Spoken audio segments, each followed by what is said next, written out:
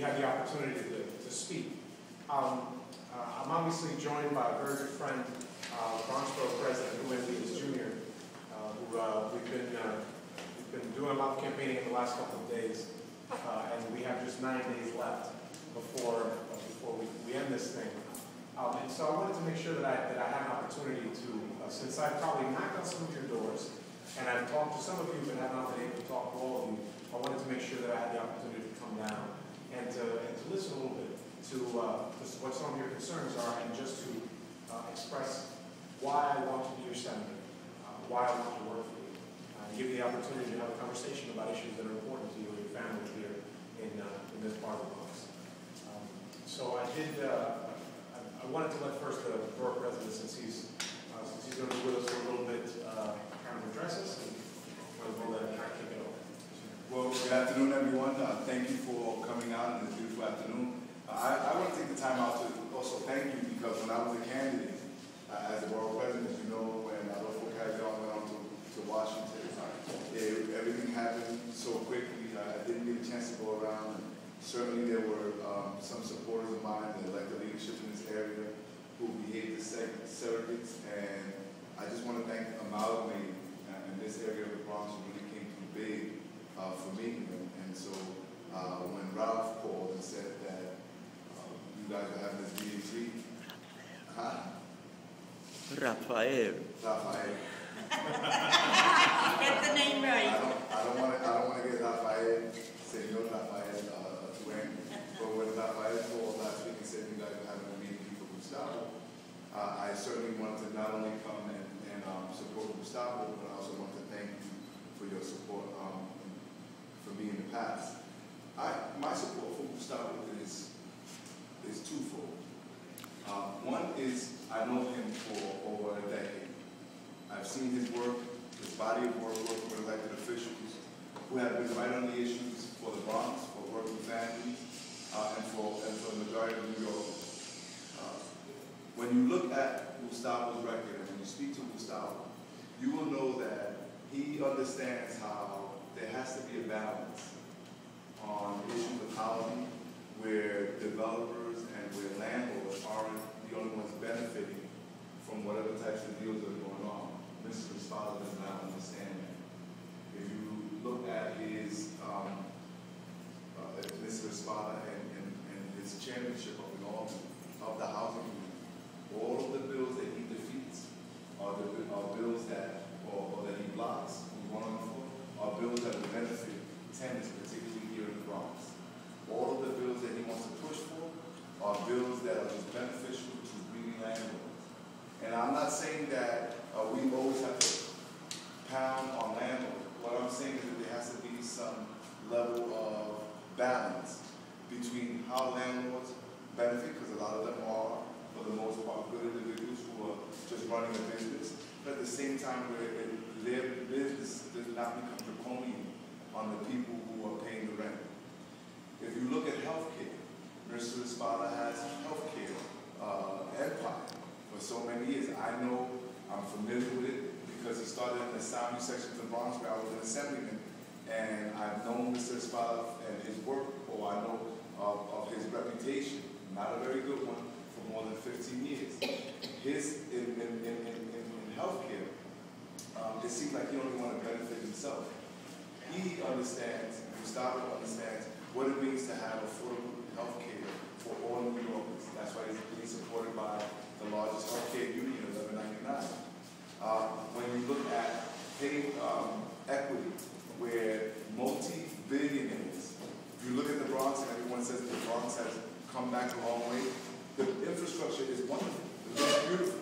But when you look at the fact that we still have the highest poverty rate, something is wrong. And it means that the Bronx is being developed. The Bronx is being developed. It looks beautiful, better than it did in the 70s and the 80s. But it's not being developed by Bronxites, by the hands of Bronxites. And when Bronxites are working in these developments, then they're only getting paid minimum wage.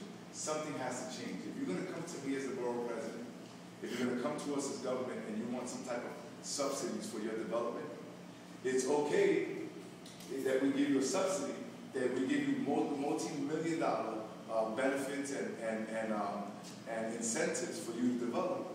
But it's equally, in my opinion, as okay for you to hire Bronxites and do so in a way where Bronxites are getting paid at least a living wage. If you look at other cities, 140 other cities in the United States, they have some type of living wage attached to whatever benefits developers are getting. When you look at these areas, food stamps have gone down. The amount of food stamps that government has to give to residents, because now they get to be able to afford to pay their own and pull their own weight on their own. The level of absenteeism in jobs have gone down, so people feel better about work. What am I trying to say here? That it's on the substance, on the issues of education, housing, pay equity, healthcare. Gustavo has been right on the issues better than what we've seen with the current state senator and Mr. Pedro Espada. That's the reason why I support him. Twofold is that, quite frankly, Mr. Espada has been an embarrassment to us. When you look at how far the Bronx has come and how yet we still have to go. Whenever you go on vacation, and you tell somebody you come from the Bronx or you live in the Bronx, you see their reaction. It's unfortunate because those folks are still hanging on to the negative images of Fort Apache, the Bronx, the movie, when Howard Cosell was saying the Bronx is burning back in the 70s.